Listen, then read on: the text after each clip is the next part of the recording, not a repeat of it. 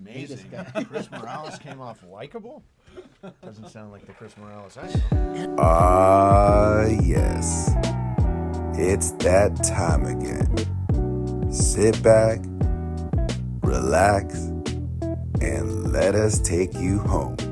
We are Two Dudes, One Pod. All right. Welcome to Two Dudes, One Pod. We're here at the ESPN LA studios, and we got Mase here. Welcome. What's up, guys? How you doing? Great. It's great to be on the show. You know, our show is by P1s. We're P1s, big fans of the station, for the P1s. And the whole purpose is for these guys to get to know you guys. Right. Outside the bits and you know, the banter and all that stuff, and get to know a little bit about what you guys do. Sure. You've been in this business a long time. Mm-hmm. So where do the beginnings start to now? So when I started out, I was just 15 years old, and I bought time on a local radio station in Toledo, then to do a 5-minute sportscast every afternoon. Then I would go and I would find advertisers to pay for the time. So I was basically this 15-year-old kid with a little phone coupler system in his bedroom, selling ads to people around town, and in order to be able to pay for the time I had. And I always knew what I wanted to do. I always knew I wanted to do this, and I knew it from a really young age. How did you know that? Like listening to a radio show one day, and then it's like, that's what I want to do? When I was a kid, I would stay up all night and I'd listen to talk radio. I love talk radio. That's why when Ireland talks about classic rock, I'm like, well, I wasn't part of that. I was listening to, Larry King at night. I was listening to Jim Bohannon, and I was listening to Tom Snyder, who I later got to work with. And I used to listen all night long to those guys, and I was just fascinated by if I'm driving around, chances are I've got an AM radio station on, flipping around, because I just love old-fashioned AM radio. Yeah. And that's kind of what I grew up on. And then my dad would have me read the sports page to him every day. Oh, really? So my dad would go to his easy chair. He'd get us Miller Lite. Always Miller Lite, and he would say, "Read me the sports." So I would read him the sports page every afternoon after school, and that's actually how I got started in this path. What was the reaction from your family and friends in terms of when you said, I want to go into this industry? Were they all very supportive about it? Were they like, Mase, what are you doing? That's not a thriving industry. So I ran my house as a kid. Okay. I really did. I ran my house. And my parents had no idea what I was doing most of the time. They thought he's self-motivated. He's going to do his thing. There's nothing we can really. And so they were supportive. They got it. I think they thought I was a really weird kid, but they were always supportive of me. Did that take off into high school, doing things in high school, like news reporting and things of that nature? Or by the time I got to high school, I was already working for the Toledo MudHens baseball team. Wow. So I was working first. I actually started when I was really young as the bat boy. Then I became the scoreboard operator. Then I became the traveling secretary. So I would travel around the country with the Toledo MudHens for 140 games every year. Bus rides to Tidewater and Syracuse and all these places. So I that's why my love of baseball comes from the fact that I know the rhythm of the game because I used to travel with the baseball team. How fun were those memories? I'll tell this story. When I went to Bowling Green, I worked for a radio station. I was always working for radio stations. I would hang around like I would hang around radio stations till they gave me something to do. So I was at a station called WFOB in Fostoria, Ohio, and they had me set up the whole broadcast setup for the Fulton County Fair. Mm-hmm. And I was in charge of setting it up. I was in charge of all the technical stuff, and then I did the talking live from the fair as well. So that's one of my first memories of in the business, actually being running a show and running an event. Okay. So I remember that one really clear. We have the Mandys coming up. Yes. Right? So we hear all the promotions and you guys, pitching to get a Mandy and stuff. How important is it for you to get a Mandy, and do you guys keep score or anything like that? Well, right now it's Kaplan 1, Sliwa 1, Mesa nothing. That's the way I view it. No, look, it's super cool to get a Mandy. I mean, I would be honored to win Host of the Year. I have no idea if that's going to happen. But yeah, I would like to win. I've got a spot on the mantle cleared off for a Host of the Year, Mandy. If it happens, it may stay empty for another year. We'll see. But one of these years, it's got to be my year, right? We've got the bots on overtime. Exactly. So I got that Russian bot farm working for me right now. We notice you, like, you're in the communities. Yeah. Like, you're in the Travis and Slee, Mason and Ireland, the Circle of Trust. We see you active, engaging in there. When you go in there and you see, like, there's good feedback, there's criticism, how does that affect you? Or just looking at the different criticisms? The criticism doesn't really affect me. I think when you're doing this, you're just going to be criticized. When you put yourself out there, there's always going to be somebody coming after you. And frankly, like, they tell me that I don't get the hate that other people get. Apparently, Ireland says he gets so much hate. Lindsay obviously gets a lot of stuff, and Bergman says he gets nothing but hate. I don't get that many That's true. nasty tweets. Nobody comes after me in the way that they go after other people for whatever reason. Yeah, I seem to do well with people. But what I love is the fact that people are as invested in our show and the station as they are. I mean, you guys are as invested as we are.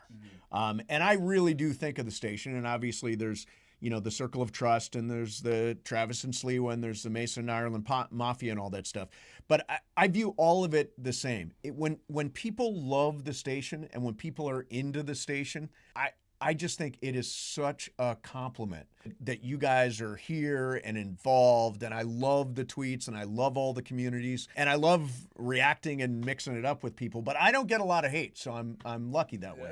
Here's a tip, Yeah. As a former troller, here's what happens. You start by trolling, and then you get the engagement, and then you get to know you guys, and then it's kind of hard to troll somebody you actually get to know and see them as a person. Right. My advice, even for Ireland, is lean into it, man. It's funny, like, when you guys respond, the trolls run away. Yeah. It's funny that they never come back. It's like saying something to somebody's face. Right. When you're exactly. interacting direct, it's easy to to shit on somebody when they're not actually at the other end of the tweet. But once somebody interacts, you're like, you immediately back down. It's like, oh no, I always liked you actually. Oh crap, they noticed. Yeah. Once again with the Mandys, this is the third one. Yep. I like to call it, instead of Mandy's 3, Mandy's 3.0, because it's an upgrade. There's more stuff going on. It is, yeah. We got tierra, we got the food, the tables, the prizes, and it seems to keep growing. The Mandy's was named after Amanda. Yes. And she's no longer here. She's running a big sports radio station in Denver and doing really well right now. She keeps getting better and better. Do you enjoy, like, the whole premise of the Mandy Awards and continue to see it year after year? So I view the Mandys as like our big family event every year, because I think of all the P1s as family. You guys are super invested in this. So to me, the Mandys are the one time a year when everybody gets together, and we're all together as like one big family. And I love meeting. I love meeting people that listen to the station. I love that.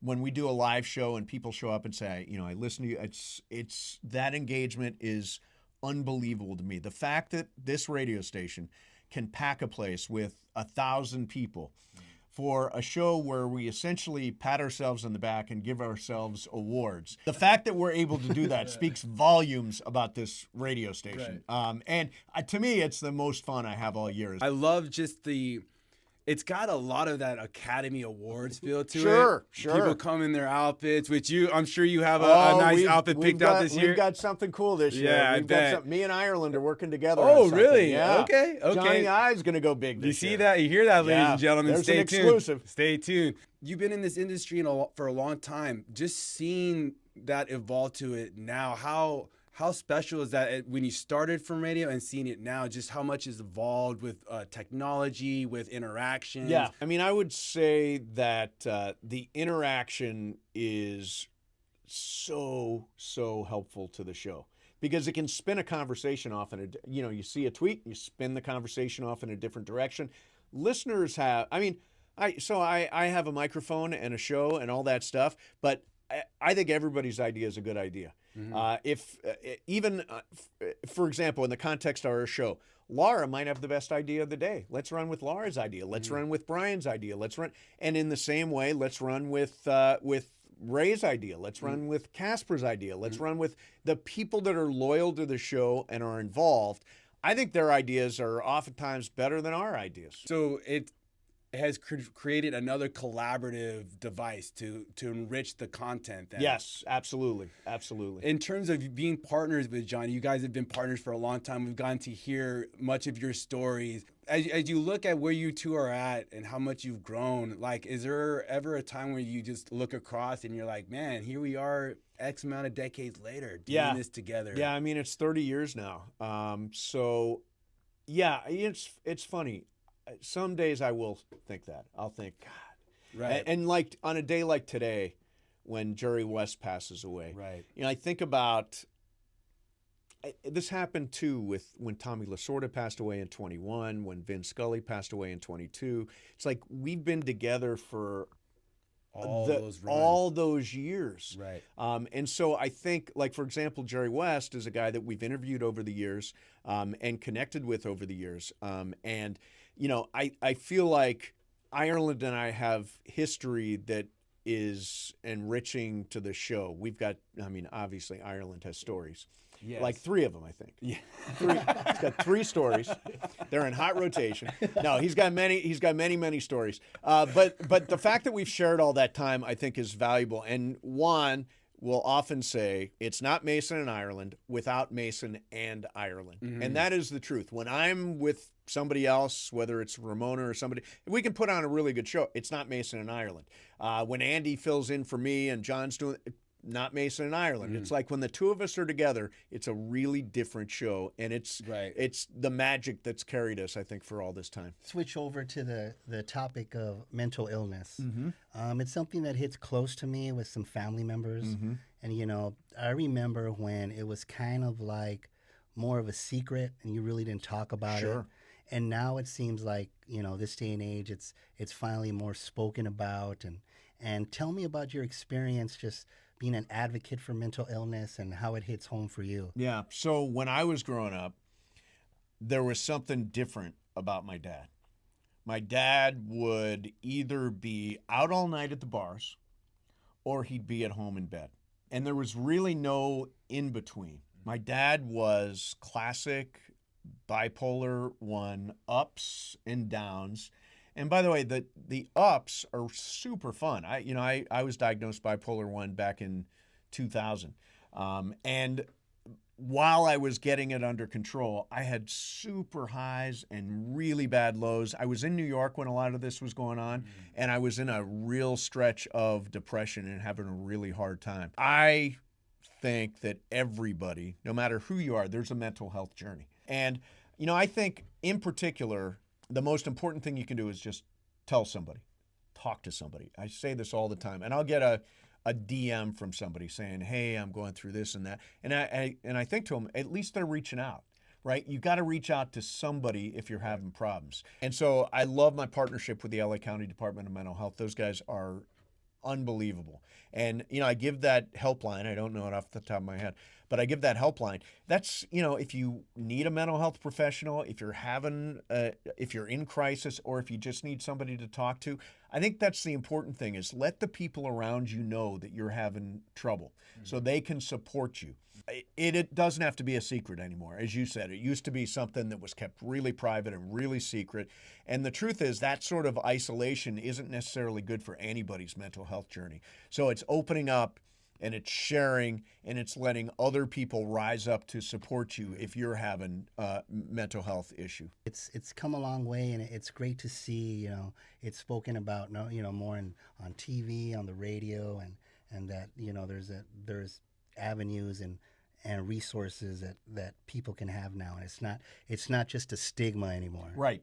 Yeah, the stigma, I think, and sports has played a huge role in this. I mean, a lot of athletes have come forward and said, I'm dealing with mental health issues, and this, I think sports has helped to remove some of that stigma. Right. You know, regardless of who it is, when they come out and they say, you know, I'm having issues, I'm having mental, it makes it real. One will say to me, of course, I came out as gay on the show, and that's, you know, that was great. But he thinks that my lasting legacy is going to be that I was willing to talk about stuff like this. I would like that to be part of my legacy. Well, I was going to ask, as you are a part of the sports industry, and to have these conversations, you're hearing more athletes. I think you're right, because a lot of times we kind of look at athletes as our role models, as kind of, you know, who we want to emulate, who we want to be like. And so when you have these individuals kind of reveal their vulnerability, reveal like the things that they're dealing with, Yep. It really does create that bridge for people to just, maybe they were scared to just even acknowledge it. Right. But now they're willing to acknowledge, because they see those other people, they're doing such great things. They look like they got all the money, they got all the access to things, but they're dealing with emotions that I'm dealing with. Yes. And so I think something about sports that really does bridge a lot of things. Right. And I think it's, you mentioned the right word, which I think is vulnerability. I think that we connect with people when they are willing to make themselves vulnerable. It can be scary, but my experience is the world rises up to support you. Mm-hmm. The world will rise up to support you once you make yourself vulnerable, whether that's with friends or that's with family or whoever that happens to be. Being vulnerable, I think, is scary, but is very, very healthy for people. Your other passion, which is the Culture Pop podcast. Yes. How long did you two been working on this project? How did it get started? When it was like, you know, this is what I want to do? Well, years and years ago, when I was going to take that job in New York, it was originally going to be me and Jimmy Kimmel. We were we were going to be the morning show. Wow. And Jimmy ended up getting cold feet. And by the way, good for him. It all seems to have worked out for him. Right. And I called my stand-up comic friend, Sue Kalinsky, and said, "You want to come to New York with me?" She's from New York, so I thought that would make a difference. And she's very, very funny. So she and I did mornings together in New York at WNEW. Then 20 years later, I was trying to recreate the show I did with Tom Snyder, which was celebrity interview, pop culture, all that stuff. And so I said, you know, Sue we had a relationship. We'd worked together before. This is a burning passion of mine. I thought, pull these things together. And, you know, I've got deep roots in the entertainment business because of all those years owning movie theaters. A lot of my friends are in distribution and at studios and all that kind of stuff. So I learned a lot about the business from operating movie theaters. Okay. And I would often bring people out to my theaters in Palm Springs and like do a live Q&A. We were just talking about Jackie Weaver, who's playing Shelley Sterling in Clipped. Right. Jackie Weaver, we brought out to my theaters in Palm Springs and did a Q&A when her movie Animal Kingdom came out. But doing a lot of that stuff, I think, renewed that passion I have for pop culture and movies. And I mean, I see almost every movie. Yeah. There are not many movies I Right. skip. I even see the bad ones. Yeah. And I try to see the best in them. But, you know, it is a passion of mine. And thankfully, the station, you know, we talk about movies and talk about TV. So there's elements of that Right. in what we do every day. But the podcast allows me to go a level deeper and to really get into it. And I have so much fun doing that show. You want to let them know where they can Oh, find yeah, it? absolutely. So the Culture Pop Podcast, you can find it on YouTube, on the Culture Pop Podcast channel, and it's on Apple and Spotify. And I'm really, really proud of the show. I'm always just like starstruck with the people that you get on there. Tomorrow, you know who I'm talking to? Who? Did you watch The Shield? I did, yes. Michael Chiklis. Oh, Yeah, tomorrow, Michael Chiklis. wow. Yeah, Yeah, I'm so excited for that. it's awesome. Just like it really does give you that personal, intimate feeling to getting to know the actors and the writers and really just respecting what they do in their industry. Yeah, the guy that plays, I don't know if you guys saw Bad Boys or not. The first one? The one that's out right Oh, now. I haven't seen Ride it. or No, I Die. haven't seen it. So Will Smith's son is played by a guy named Jacob Scipio, who was on the podcast this week. And you know, you wouldn't necessarily know who. I think he's going to be a really big deal. He's great in the movie. I think he's going to be a really big deal. But we're catching him sort of on the way up. Right. The way we did with Glenn Powell we had on when Maverick came out, and now Glenn Powell's just like a gigantic star. So they should really be thanking you guys for the jump start. I would take full responsibility for Glenn Powell. Yeah. I'm the one that put him on the map. No, but I think that we're trying to catch people on their way up. And we do that. We get lucky on these, yeah. You've been doing this basically since you were 15 years old. Yes, correct. So you're like 30 now. Yeah, I'm 30 now, exactly. So like, how much longer do you see yourself doing this? So I'm 59. I am going to do this. I mean, I always say, and I'm not really joking, you will have to pull the microphone from my cold dead hands. I love what I do. I have so much fun here. I love everybody that listens to the station. The people we work with are fantastic. This is like one of the best groups I've ever worked with in my career. I have no intentions of slowing down or retiring anytime soon. I love doing this, and I love being part of this station. So do you still have the acting bug, or is it out of your system? You know, I would never say never, but it's not really my focus anymore. When I was a kid, I definitely thought about becoming an actor, and I wanted to go to Broadway, and I was accepted to the Yale Drama School, and I was going to be, and my folks said, yeah, we don't have Yale money, but we do have Bowling Green money. Right. So I went to Bowling Green. But there was a point where I was like, yeah, I'm going straight to Broadway. I want to be an actor. I think that's past. But I love talking to actors about acting. If you would have gone to Yale, that would have been like radio wouldn't have been. If I'd gone to Yale, probably been acting, right? If I'd gone to Yale, I would be an actor right now. So maybe a successful one, and maybe not. You have your star right there on the Walk of Fame. Yeah. So no regrets then. You feel the decision you made is like where you felt it needed to be. I absolutely did. I absolutely loved my time at Bowling Green. I got to do everything. I was in a fraternity. I was the president of the fraternity. I was in plays at campus. I was the president of the interfraternity. Like I really got a lot out of my college experience. Awesome. That's awesome. And so I don't regret not going to Yale.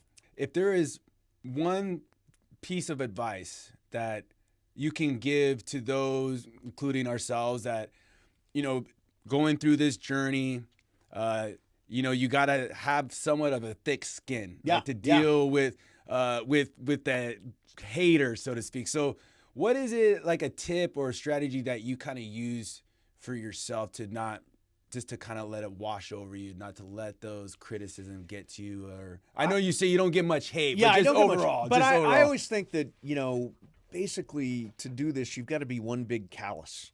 Right? You've got to be one big, you got to let it bounce off you, and you can't take it too seriously. Even if you are getting hate, it's like, it's like 1 of every 10 is hate. Right. Like you can live with that. Right. Sometimes I've got friends who will produce content, but they will not read their mentions. Now, if I didn't read my mentions, I would miss out on a lot of good stuff from you guys. So I do read my mentions. But if like Bill Simmons told me once, I'll put tweets out, but I don't ever read my mentions. I don't want to see anything. I like getting that feedback. I'm kind of in that on that side. Like I put a lot of stuff, but I don't read the mentions. You don't? I don't. Ray will tune me in on things. I guess it's just because it is tough to see criticism, but I guess if this is what we're going to be doing, and you get a lot of good advice and feedback from it as well. Not everything is a bad, bits, jokes. Yeah. I got one thing so we can put this to bed. Okay. Speaking of the criticism and the mentions, Raider Ruben, that whole LAFC fiasco. Raider Ruben, you had to bring it up. Hey, we had a lot of fun with it in the community. Yes, I know. Raider Ruben went to the LAFC June the 1st, LAFC versus Dallas. Went to the 32-52 like I was gonna. But what happened was it got kind of co-opted. It got kind of stolen by LAFC for Pride. Right. So I ended up presenting the game ball for Pride, and they put me in the Pride section in the 32-52. I will say it here, just rockin' stoned that night. Just rockin' stoned. And you would have had to go up and then over and then down and then over again. And there was no way I was going to be able to do that. I'm happy to take Ruben to another game. But I was bummed that it turned out that way.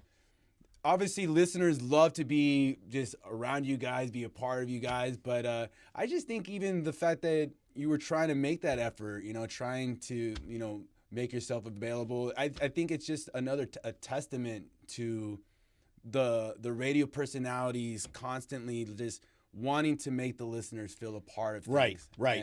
And I'm telling you, one of my favorite things, and that's why I love the Mandys so much, is hanging out with everybody. Mm-hmm. I mean, it is so much fun to hang out with the people that listen to the station and the people we work with here. This is, like I say, this is a great group.